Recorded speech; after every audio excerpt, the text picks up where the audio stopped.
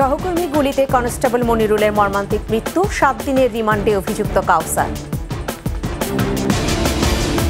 লুটপাট বন্ধ করতে এবারের বাজেট, জানালেন ওবায়দুল কাদের। দরিদ্রদের শোষণের হাতিয়ার, বলছেন ফখরুল। রেমিটেন্সে গতি ফেরায় চাপ কমছে রিজার্ভে, হুন্ডি রোধে আরও কঠোর হওয়ার পরামর্শ। টানা তৃতীয় মেয়াদে প্রধানমন্ত্রী হিসেবে মোদির শপথ আজ, নিরাপত্তার চাদরে পুরো নয়াদিল্লি। বিশ্বকাপের হাই ভোল্টেজ ম্যাচ মাঠে গড়াচ্ছে কিছুক্ষণ পরে, মুখোমুখি চিরপ্রতিদ্বন্দ্বী ভারত পাকিস্তান।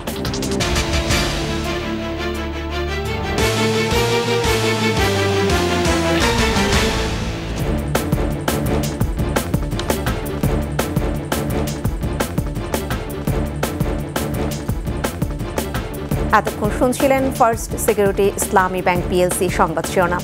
প্রত্যেককে আমন্ত্রণ জানাচ্ছি সন্ধ্যা 7টার 21 সংবাদে। সাথে থাকছি আমি ফেরদৌসী আহমেদ।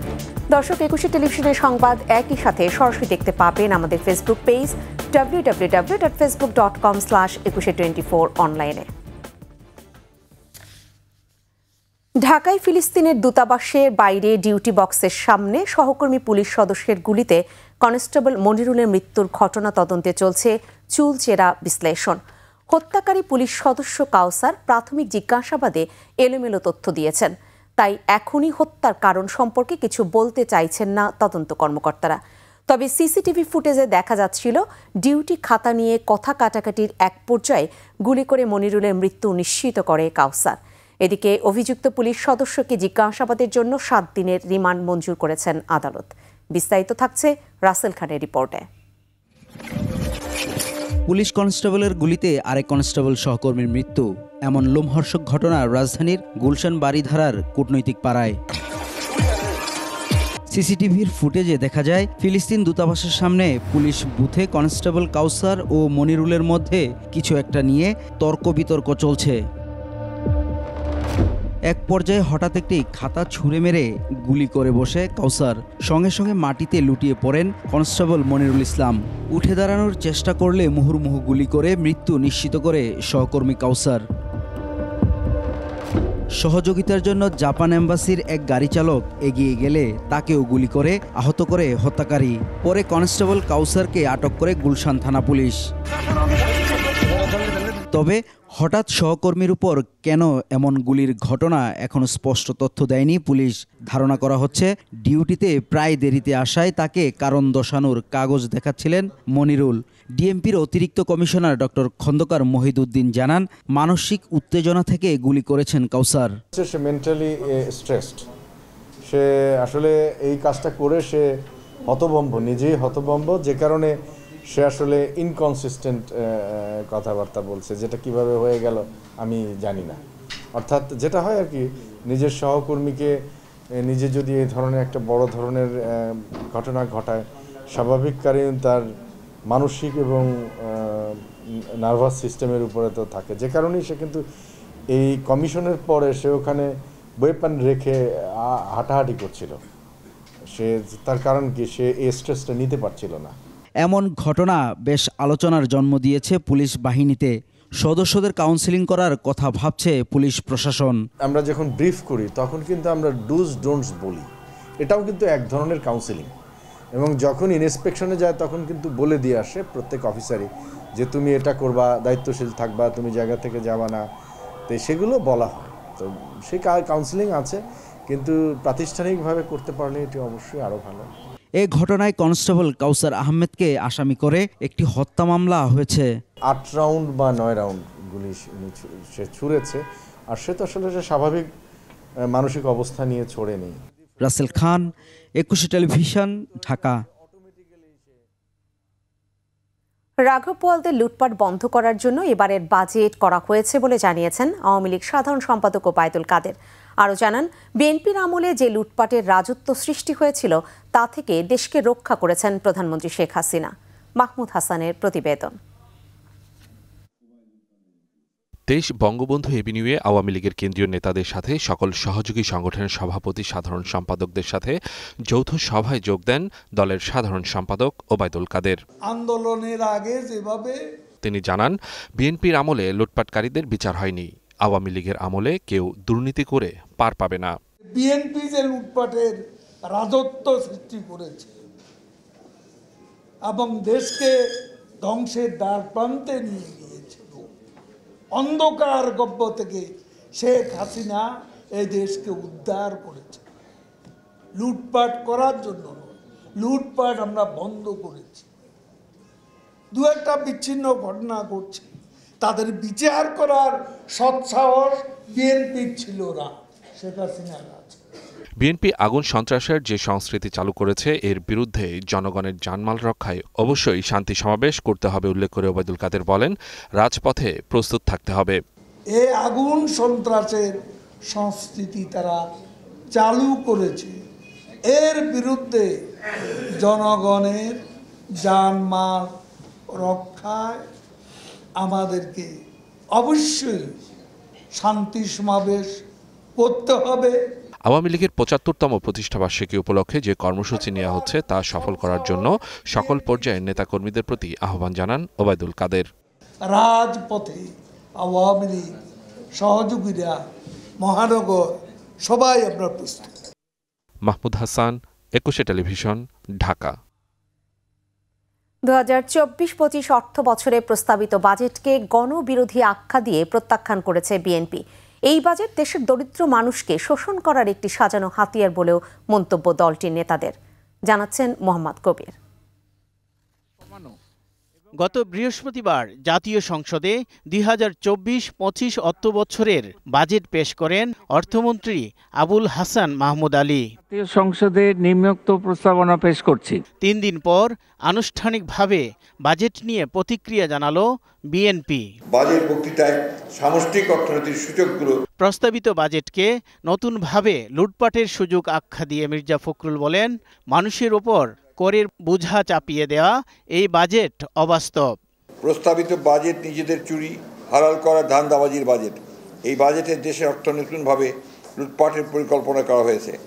আয়ের চেয়ে ব্যয় ধরা হয়েছে অনেক বেশি, অথচ পুরো বোঝাটা চাপিয়ে দেওয়া হয়েছে সাধারণ মানুষের উপর। ঋণ ও ঘাটতিভিত্তিক বড় বাজেট অতীতে বাস্তবায়ন সম্ভব হয়নি, আগামীতেও হবে না।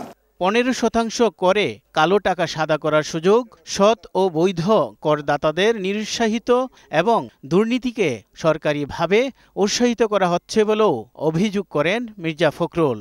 এই বাজেট শুধু গণবিরোধী নয়, এই বাজেট বাংলাদেশ বিরোধী। এই বাজেট কালো টাকাকে সাদা করার বাজেট। পরে সৎ ও বৈধ আয়ের করদাতাদের নিরুৎসাহিত এবং দুর্নীতিকে সরকারিভাবে উৎসাহিত করা হলো। জবাবদিহিমূলক সরকার গঠনের দাবি জানিয়ে এই বাজেটকে প্রত্যাখ্যান করেছে বিএনপি। এই বাজেট বিএনপি প্রত্যাখ্যান করছে। মোহাম্মদ কবির, ২১ টেলিভিশন, ঢাকা। সময় আবেদনের প্রেক্ষিতে ২৪ জন সাবেক পুলিশ প্রধান বেনজির আহমেদের স্ত্রী ও ২ মেয়েকে তলব করেছে দুদক। অবৈধ সম্পদ অর্জনের অভিযোগ অনুসন্ধানের জন্য বেনজির আহমেদের স্ত্রী জিশান মির্জা, বড় মেয়ে ফারহিন রিশতা বিনতে বেনজির ও ছোট মেয়ে তাহসিন রাইসা বিনতে বেনজিরকে রোববার তলব করেছিল দুদক। এরই পরিপ্রেক্ষিতে দুদকে সময় চেয়ে চিঠি দেন তারা। গত ১৮ এপ্রিল বেনজির আহমেদের বিরুদ্ধে কোটি কোটি টাকার অবৈধ সম্পদ অর্জনের অভিযোগে অনুসন্ধানে নামে দুদক। পরে দুদকের আবেদনের পরিপ্রেক্ষিতে বেনজির আহমেদ তার স্ত্রী ও সন্তানদের নামে থাকা স্থাবর অস্থাবর সম্পত্তি ক্রোক ও ফ্রিজের আদেশ দেন আদালত। গতি ফিরছে রেমিটেন্স প্রবাহে। বৈদেশিক মুদ্রা বিনিময় হার নির্ধারণের ক্রলিং পেগ পদ্ধতি চালুর সুফল পাচ্ছে দেশের অর্থনীতি। চাপ কমছে রিজার্ভে।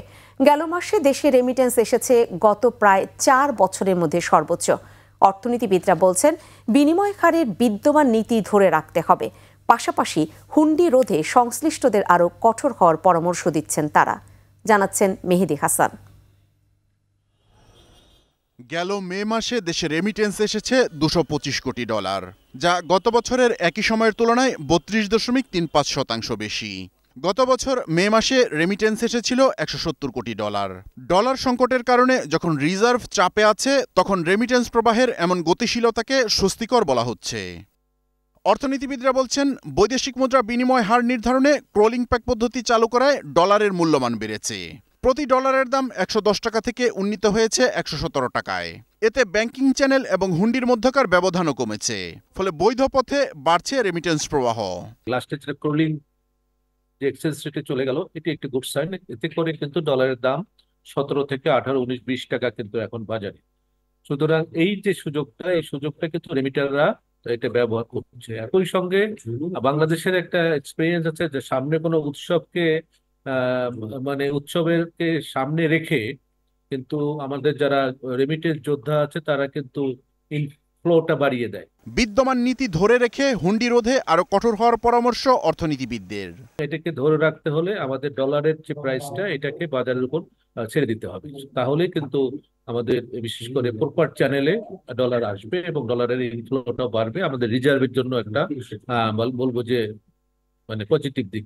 এর আগে এক মাসে সর্বোচ্চ 260 কোটি ডলার রেমিটেন্স এসেছিল 2020 সালের জুলাইয়ে। মেহেদি হাসান, 21 টেলিভিশন, ঢাকা। বিরতি। যখন ফিরছি তখন অন্যান্য খবরের সঙ্গে আরো যা থাকছে। চিকিৎসকের অবহেলা সহ্য করা হবে না, স্বাস্থ্যমন্ত্রীর হুঁশিয়ারি। হাসপাতালে চলবে ঝটিকা অভিযান। নেত্রকোনায় জঙ্গি আস্তানা থেকে অস্ত্র ও গুলি উদ্ধার, বিস্ফোরক উদ্ধারে বোম ডিসপোজাল ইউনিটের অভিযান।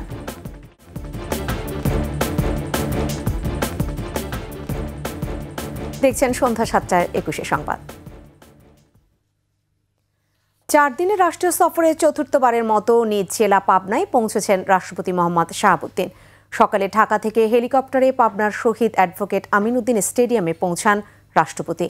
এ সময় পাবনার জেলা প্রশাসক মোহাম্মদ আসাদুজ্জামান সহ ঊর্ধ্বতন কর্মকর্তারা রাষ্ট্রপতিকে ফুলেল শুভেচ্ছা জানান। পরে পাবনা সার্কিট হাউসে গার্ড অব অনার গ্রহণ করেন রাষ্ট্রপতি। সার্কিট হাউসে বিশ্রাম ও রাত্রি যাপনের পর কাল বেলা 11:30টায় পাবনার সরকারি চাকরিজীবীদের সঙ্গে মতবিনিময় করবেন রাষ্ট্রপ্রধান। মঙ্গলবার বেলা 11:30টার দিকে পাবনা চেম্বার অব কমার্সের প্রতিনিধিদের সঙ্গে মতবিনিময় করবেন। 12 জন পাবনা থেকে বঙ্গভবনের উদ্দেশ্যে রওনা দেবেন রাষ্ট্রপতি। চিকিৎসকের বিন্দুমাত্র গাফিলতিতে মানুষের প্রাণ পর্যন্ত চলে যেতে পারে, কাজেই কোনো চিকিৎসকের অবহেলা সহ্য করা হবে না, এসব কথা বলেছেন স্বাস্থ্যমন্ত্রী ডাক্তার সামন্তলাল সেন। সচিবালয়ে এক সংলাপে স্বাস্থ্যমন্ত্রী জানান, চালানোর জনবল নেই এমন কোনো যন্ত্রপাতি স্বাস্থ্য মন্ত্রণালয় ভবিষ্যতে কিনবে না। যন্ত্র কেনার প্রস্তাব আসলেও আগে খোঁজ খবর নেওয়া বাধ্যতামূলক করা হয়েছে। প্রান্তিক জনগোষ্ঠীর স্বাস্থ্যসেবা নিশ্চিত করাই এখন সবচেয়ে বড় চ্যালেঞ্জ বলে উল্লেখ করেন স্বাস্থ্যমন্ত্রী। কাউকে কোনো কিছু না জানিয়ে সারা দেশের হাসপাতালে ঝটিকা অভিযান পরিচালনার পরিকল্পনার কথাও জানান ডাক্তার সামন্তলাল সেন। একবারে সবকিছু নয়, বরং দৃশ্যমান পরিবর্তন আনতে কিছুটা সময় চান স্বাস্থ্যমন্ত্রী। আমি যন্ত্রপাতি সেগুলোই কিনবো যেগুলো চালানোর মতো লোক আছে। আমি যদি দরকার হয় আমি আগে দেখবো যে ওই যেখানে কেনার আমার কাছে ডিমান্ড আসবে ওই হাসপাতালে ওই যন্ত্র চালানোর মতো কোনো লোক আছে কিনা। যদি থাকে তাহলে আমি কিনবো, না আমি কিনবো। চিকিৎসা এমন একটা বিষয়, চিকিৎসায় নেগলিজেন্সি কিংবা চিকিৎসায় গাফিলতি করলে একটা মানুষের জীবন চলে যায়। সুতরাং এখানে দুইবার চিন্তা করার কোনো সুযোগ নেই। অতএব এই ব্যাপারে কোনো গাফিলতি, কোনো নেগলিজেন্সি কোনো আমি সহ্য করব। সুশাসন প্রতিষ্ঠায় শুধুমাত্র রাষ্ট্রীয় আইন কানুনই যথেষ্ট নয়, এর জন্য প্রয়োজন নৈতিকতার চর্চা। জাতীয় শুদ্ধাচার পুরস্কার 2023-24 প্রদান অনুষ্ঠানে এমনটাই জানান অর্থমন্ত্রী AH মাহমুদ আলী। বলেন, প্রশাসনের সব স্তরে শুদ্ধাচারের চর্চা মানুষকে নৈতিকতার চর্চায় উৎসাহিত করবে। সরকারের বিভিন্ন বিভাগের পাশাপাশি দেশের সব পর্যায়ে শুদ্ধাচারের চর্চা বাড়ানোর তাগিদ দিয়ে অর্থমন্ত্রী আরও বলেন, সরকার এমন উন্নয়ন বা সামাজিক প্রকল্পে বিনিয়োগ করতে চায় যা জনগণের কাজে আসবে। অনুষ্ঠানে এবারের জাতীয় শুদ্ধাচার পুরস্কার প্রাপ্ত 3 সরকারি কর্মকর্তা কর্মচারীর হাতে ক্রেস্ট ও সনদ তুলে দেন অর্থমন্ত্রী।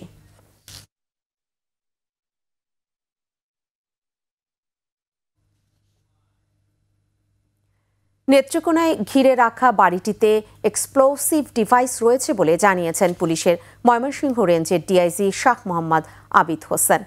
নেত্রকোনা সদর উপজেলার কাইলাটি ইউনিয়নের ভাষাপাড়া এলাকায় জঙ্গি আস্তানা সন্দেহে বাড়িটিতে আজ সকাল 8:30 থেকে অভিযান চালানো হয়। পুলিশ জানায়, সদর উপজেলার ওই বাড়িটি প্রফেসর আব্দুল মান্নান নামের এক ব্যক্তির। গ্রামের নির্জন স্থানে বাড়িটি ভাড়া নিয়ে জঙ্গিরা তাদের কার্যক্রম চালাচ্ছিল। শনিবার থেকে এখন পর্যন্ত পুলিশের অভিযানে একটি বিদেশি পিস্তল, 17 রাউন্ড গুলি উদ্ধার করা হয়েছে। তবে বাড়ির ভেতরে বোমা থাকতে পারে এই ধারণা থেকে ঢাকা থেকে আসা বোম ডিসপোজাল টিম তল্লাশি চালায়।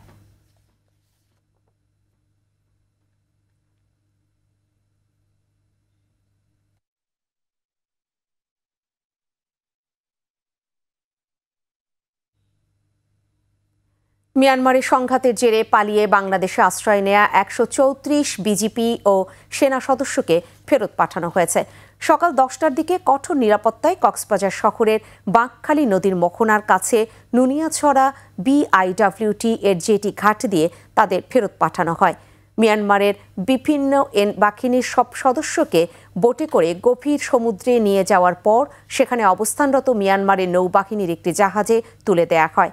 এর আগে শনিবার সকালে মিয়ানমার নৌবাহিনীর জাহাজে দেশটির একটি প্রতিনিধি দল কক্সবাজার পৌঁছান।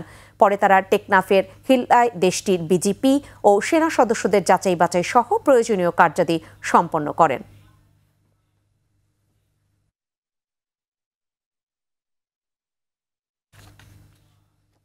সড়ক দুর্ঘটনায় 6 জেলায় 10 জন নিহত হয়েছে।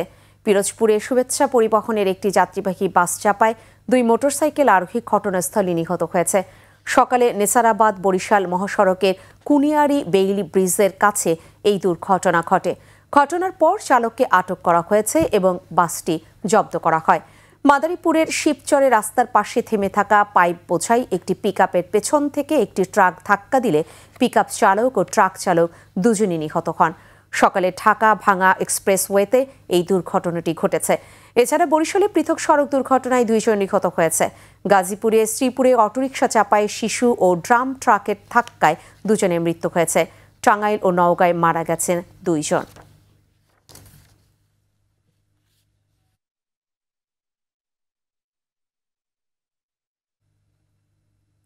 মাত্র 4 মিটার দৈর্ঘ্যের একটি কালভার্ট নির্মাণের কাজ শেষ হয়নি 1.5 মাসেও। ফলে ময়মনসিংহ শহরবাসীর দুর্ভোগের বড় কারণ হয়ে দাঁড়িয়েছে এটি। ব্যস্ততম চরপাড়া মোড়ের কাছে নির্মাণাধীন কালভার্টটির কাজ ঈদের আগেই শেষ করার দাবি নগরবাসীর। সড়ক ও জনপথ কর্মকর্তারা বলছেন, দ্রুত কাজ শেষ করার জন্য ঠিকাদারি প্রতিষ্ঠানকে নির্দেশ দেওয়া হয়েছে। ময়মনসিংহ বিভাগীয় প্রতিনিধি আতাউর রহমান জুয়েলের তথ্যচিত্রে বাকিটা জানাচ্ছেন সমর ইসলাম। সড়ক ও জনপথ বিভাগের কার্যাদেশ পেয়ে মেসার্স পাপন এন্টারপ্রাইজ নগরীর চরপাড়ার কাছের সড়কে 1 কোটি 4 লাখ টাকা ব্যয়ে 4 মিটার দৈর্ঘ্যের এই কালভার্ট নির্মাণ শুরু করে গত 18 এপ্রিল। 1.5 মাস পার হলেও শেষ হয়নি কাজ। প্রকল্পের দুপাশে দীর্ঘ যানজটের সৃষ্টি হচ্ছে, দুর্ভোগ পোহাতে হচ্ছে নগরবাসীকে। পাশেই মেডিকেল কলেজ হাসপাতালে সময়মতো রোগী নিয়ে যাওয়া যাচ্ছে না। দীর্ঘতিতে কাজের কোনো অগ্রগতি নাই। রাষ্ট্রের সামনে ঈদ আসতেছে, মানুষের ভোগান্তির কোনো শেষ নেই। গাড়ির যানজট বেশি, মানুষের ভোগান্তি বেশি হবে, দূর দূরান্ত ঢাকা থেকে লোকজন আসবে। আসা যাওয়ার সমস্যা হয়, টাইম মতো যাওয়া যায় না কোনো জায়গায়, সময় অপচয় হয়, নষ্ট হয়। তাড়াতাড়ি করে দিলে তো অনেক ভালো হইতো আমাদের জন্য। চরম ভোগান্তি হচ্ছে, স্কুলে যাইতে পারতেছে না, কলেজে যেতে পারতেছে না, সময় মতো যাইতে পারতেছে না। নগরবাসীর সাথে দুর্ভোগে পড়েছেন যানবাহন চালকরাও। দ্রুত কাজ শেষ করার দাবি তাদের। দীর্ঘদিন যাবৎ কাজ চলতেছে, এখনো কাজ শেষ হয় নাই, আমাদের ভোগান্তিতে আছে, বিরাট ভোগান্তিতে আছে।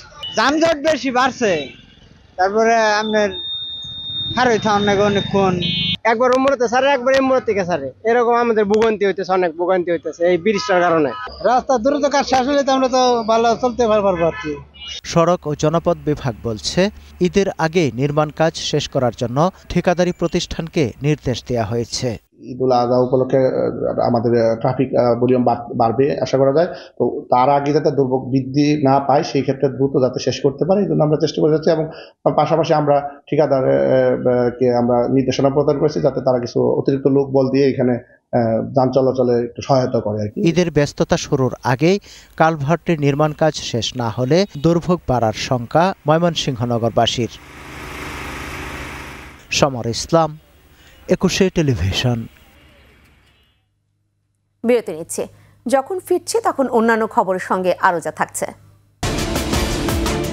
ঘূর্ণিঝড় নির্মলে স্থগিত 19 উপজেলায় ভোট শেষে চলছে গণনা, শান্তিপূর্ণ পরিবেশে প্রার্থীদের সন্তুষ্টি।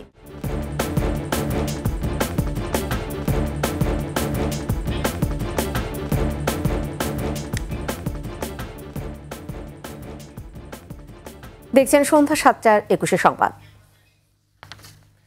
শান্তিপূর্ণভাবে শেষ হলো ঘূর্ণিঝড় রিমলে স্থগিত হওয়া 19 উপজেলার ভোট। সকাল 8টায় শুরু হওয়া ভোট চলে বিকেল 4টা পর্যন্ত। এখন চলছে গণনা। শান্তিপূর্ণ ভোট হওয়ায় সন্তুষ্টি প্রকাশ করেন ভোটার ও প্রার্থীরা। ভোটের পরিবেশ শান্ত রাখতে কেন্দ্রের পাশাপাশি বাইরেও ছিল কড়া নিরাপত্তা। প্রতিনিধিদের সহায়তায় বাকিটা জানাচ্ছেন খুরশিদ আলম মুকুল। ঘূর্ণিঝড় রিমালে স্থগিত হওয়া 19 উপজেলার ভোট গ্রহণ শেষ হয় বিকেল 4টায়। এর আগে সকাল 8টায় শুরু হয় ভোট গ্রহণ। সকাল থেকে কেন্দ্রের বাইরে ছিল ভোটারদের অপেক্ষা। 19 উপজেলার একটিতে ভোট হয় ইভিএমে, বাকিগুলোতে ব্যালটে। সুষ্ঠু পরিবেশে ভোট দিতে পেরে খুশি ভোটাররা। অপ্রীতিকর কোনো ঘটনা না ঘটায় সন্তুষ্টির কথা জানান অনেক প্রার্থীও। আমি শুরুর যে কেন্দ্রটি এসেছি আমি আসলে উৎসব মুখর পরিবেশই দেখেছি, আমার কাছে ভালো মনে হয়েছে। প্রশাসন যেভাবে ঘিরে রেখেছে সারা বামনা উপজেলা, যা শুনেছি তাতে মনে হয়েছে আমার কাছে যে সুষ্ঠু একটি নির্বাচন হবে। নির্বাচনে চেয়ারম্যান পদে 119 জন, ভাইস চেয়ারম্যান পদে 132 জন ও নারী ভাইস চেয়ারম্যান পদে 79 জন প্রতিদ্বন্দ্বিতা করছেন। সুষ্ঠু নির্বাচন করতে পুলিশ আনসারের পাশাপাশি মাঠে ছিল বিজিবিও। বাগেরহাটের শরণখোলা, মোরেলগঞ্জ, মোংলা, খুলনার কয়রা, পাইকগাছা, ডুমুরিয়া, বরিশালের গৌরনদী, আগুইলঝরা, পটুয়াখালীর সদর, মির্জাগঞ্জ, ধুমকি, পিরোজপুরের মঠবাড়িয়া সহ 19 উপজেলায় তৃতীয় ধাপে ভোট হওয়ার কথা ছিল। এর আগে গত 8 মে প্রথম ধাপে 119 উপজেলায় ভোট গ্রহণের মধ্য দিয়ে উপজেলা নির্বাচন শুরু হয়। খুরশিদ আলম মুকুল, 21 টেলিভিশন। বর্ণাঢ্য র্যালিতে বিশ্ব অ্যাক্রিডিটেশন দিবস 2024 উদযাপন করল শিল্প মন্ত্রণালয়। শিল্প মন্ত্রণালয়ের আওতাধীন বাংলাদেশ অ্যাক্রিডিটেশন বোর্ড আয়োজিত র্যালিটি শিল্প মন্ত্রণালয় ভবন থেকে শুরু হয়ে মতিঝিলের বিভিন্ন সড়ক ঘুরে একই জায়গায় এসে শেষ হয়। এর আগে রঙিন বেলুন উড়িয়ে বিশ্ব অ্যাক্রিডিটেশন দিবসের কার্যক্রম উদ্বোধন করেন শিল্প মন্ত্রণালয়ের সিনিয়র সচিব জাকিয়া সুলতানা। 2013 সাল থেকে বিশ্ব অ্যাক্রিডিটেশন দিবস পালন করছে বাংলাদেশ সরকার। এবছর দিবসটির প্রতিপাদ্য অ্যাক্রিডিটেশন, আগামীর ক্ষমতায়ন ও ভবিষ্যতের রূপরেখা।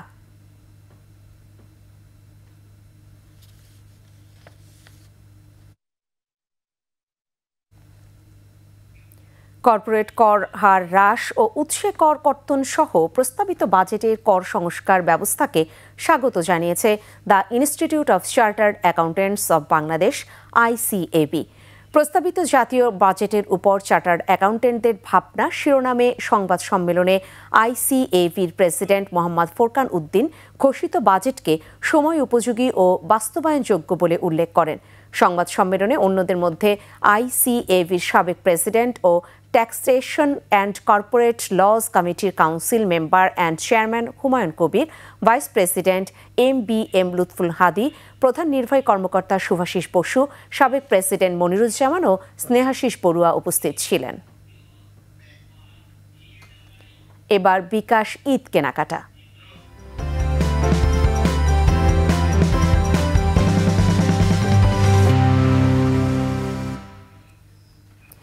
ঈদ সামনে রেখে নিত্য নতুন ডিজাইন আর বাকারি রঙের পোশাক এনেছে ফ্যাশন হাউসের আউটলেটগুলো। আর এই কেনাকাটায় বিকাশে পেমেন্ট করলেই মিলছে 10% ছাড়, জানাচ্ছেন মিনালা দিবা। পাহাড়ি সালোয়ার কামিজ আর 3 পিসের সমারোহ। ঈদে এসব পোশাকের চাহিদা বেড়ে যায় দ্বিগুণ। ক্রেতার চোখ গরমে মানানসই পোশাকের দিকে।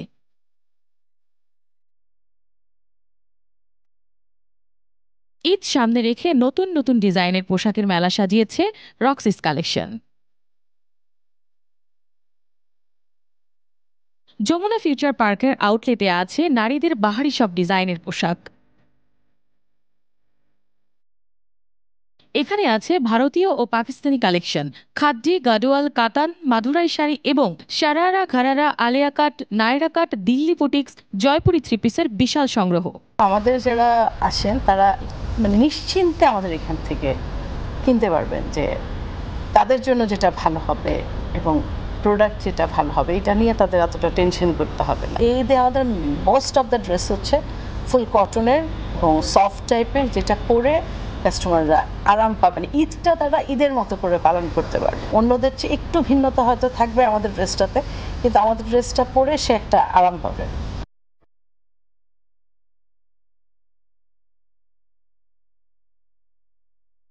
অনলাইন ব্যাংকিং প্রতিষ্ঠান বিকাশের মাধ্যমে এখানে কেনাকাটা করলেই 10% ফ্ল্যাট ছাড় পাচ্ছেন ক্রেতারা। মানুষ ক্যাশ ক্যারি করতে একটু হেজিটেশন ফিল করে, যার জন্য মানুষ মোবাইল ব্যাংকিংটা বেশি প্রেফার করে। এই জন্য আমরা রক্সিস কালেকশন থেকে বিকাশ পেমেন্টে 10% ফ্ল্যাট ডিসকাউন্ট দিচ্ছি। আলহামদুলিল্লাহ বিকাশ পেমেন্টে ভালো সাড়া পাচ্ছি। অফারটি চলবে ঈদ পর্যন্ত। মৃণালা দীপা, 21 টেলিভিশন, ঢাকা। এই ঈদের দেশ জুড়ে কেনাকাটার ফুর্তি হবে শুধু বিকাশে, সাথে ডিসকাউন্ট কুপন, ইনস্ট্যান্ট ক্যাশব্যাক।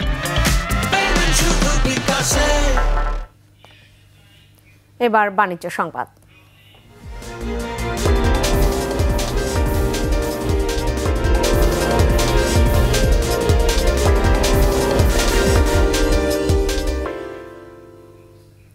দেশের প্রথম স্মার্ট ফ্রিজে কৃত্রিম বুদ্ধিমত্তা ভিত্তিক প্রযুক্তি সুবিধা AI ডক্টর সংযোজন করল দেশীয় সুপার ব্র্যান্ড ওয়ালটন। ওয়ালটনের নিজস্ব কার্যালয়ে ফিচারটি উদ্বোধন করে সংশ্লিষ্টরা জানান, গ্রাহককে বিশ্বমানের সেবা দিতে নিজস্ব উদ্ভাবন AI ডক্টর ফিচার। এর মাধ্যমে ফ্রিজের কুলিং পারফরম্যান্স, সেন্সর সহ অন্যান্য যন্ত্রাংশ ভালোভাবে চলছে কিনা তা স্বয়ংক্রিয়ভাবে জানতে ও সেবা দিতে পারবে কাস্টমার কেয়ার সার্ভিস। এ সময় আরও জানানো হয়, ওয়ালটনের অত্যাধুনিক প্রযুক্তির আরও 5টি মডেলের স্মার্ট ফ্রিজ বাজারে পাওয়া যাচ্ছে। অনুষ্ঠানে উপস্থিত ছিলেন ওয়ালটন প্লাজার ব্যবস্থাপনা পরিচালক মোহাম্মদ রায়হান, ওয়ালটন হাইটেক ইন্ডাস্ট্রিজের অ্যাডিশনাল ডিরেক্টর নজরুল ইসলাম সরকার ও ফ্রিজ রিসার্চ অ্যান্ড ইনোভেশন বিভাগের প্রধান আজমল ফেরদৌস বাপ্পি সহ অন্যান্যরা। শেষ করছি বিশ্ব রেকর্ড গড়া বাংলাদেশের কৃতিত্বের খবর জানিয়ে। প্রায় 42,000 ফুট উঁচু থেকে লাল সবুজ পতাকা হাতে স্কাই ডাইভ দিয়ে বিশ্ব রেকর্ড গড়েছেন বাংলাদেশের আশিক চৌধুরী। রাজধানীর গুলশানে সংবাদ সম্মেলনে শ্বাসরুদ্ধকর অভিযাত্রার কথা তুলে ধরেন আশিক চৌধুরী। রেকর্ড করার লক্ষ্যে PA-42 মডেলের একটি বিমান থেকে ঝাঁপ দেন আশিক। দেশের পতাকা হাতে প্রায় 3 মিনিটে কোনো ধরনের সহযোগিতা ছাড়া নেমে আসেন তিনি। অনানুষ্ঠানিকভাবে এখন পর্যন্ত এটি বিশ্ব রেকর্ড। আনুষ্ঠানিক স্বীকৃতির জন্য আশিকের ডাইভ সংক্রান্ত সব তথ্য এরই মধ্যে গিনেস ওয়ার্ল্ড রেকর্ডস কর্তৃপক্ষের কাছে পাঠানো হয়েছে।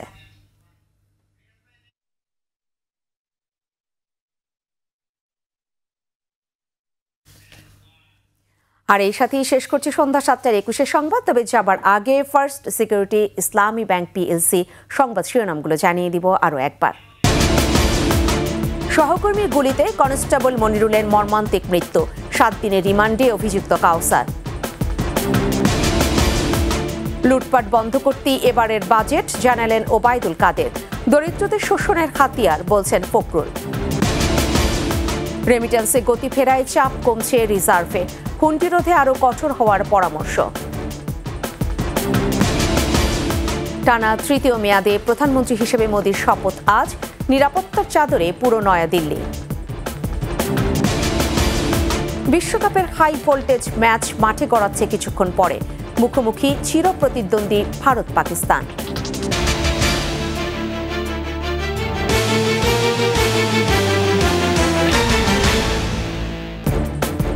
সর্বশেষ খবর জানতে ডায়াল করতে পারেন 2021 নম্বরে, আর ভিজিট করুন 21-tv.com এই ওয়েবসাইটে। এছাড়া ফেসবুকে ভিজিট করতে পারেন facebook.com/2124 অনলাইনে। এতক্ষণ সাথে থাকার জন্য ধন্যবাদ। পরবর্তী সংবাদ রয়েছে রাত 9টায়, দেখার আমন্ত্রণ রইল। 21-এর সাথেই থাকুন।